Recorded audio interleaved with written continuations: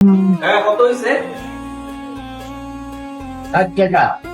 আপনি 50 টাকা রাখেন, 10 টাকা সামনে মাসে বেতন পেয়ে দিয়ে দেন, ঠিক আছে? আসি। আপনি তো রোজই 10 টাকা করে কম দিয়ে যান। চাচা লোকটা কে? লোকটার নাম হামিদ, গরিবের ঘরের গরিব, দেখলে মনে হয় বড় লোক, সে নিজের অনেক বড় রাজা মনে করে।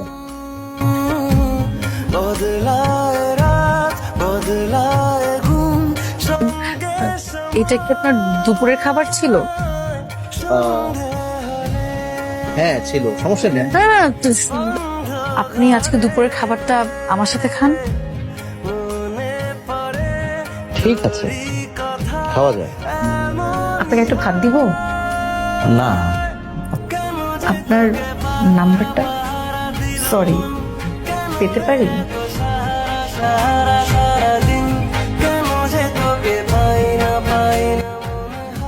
আমার কি মনে হচ্ছে জানেন, আমার ভাবনায় আপনার প্রতি যে মায়া, এই মায়া বাড়তে থাকলে আমি আপনাকে ভালোবেসে ফেলব। দেখুন, জেনে শুনে গোলাপ ফুল ছেড়ে কজন শাপলা ফুল হাতে তুলে নেয়।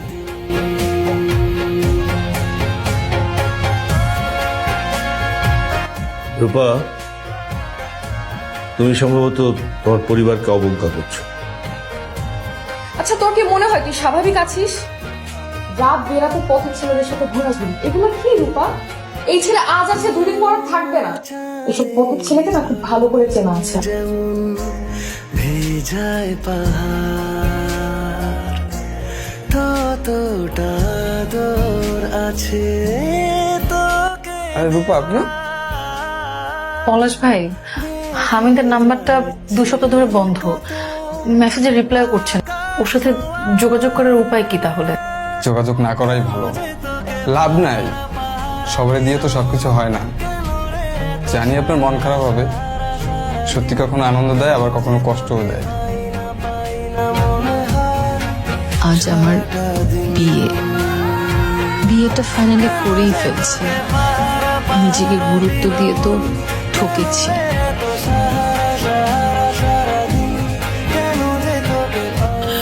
আপনি কোথায় চলে গিয়েছিলেন?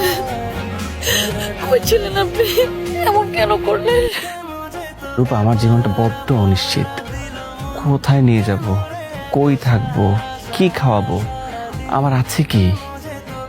রাস্তায় থাকবো, আর ওই হোটেলের ভাত ভর্তা ভাজি খাবো আপনার সাথে।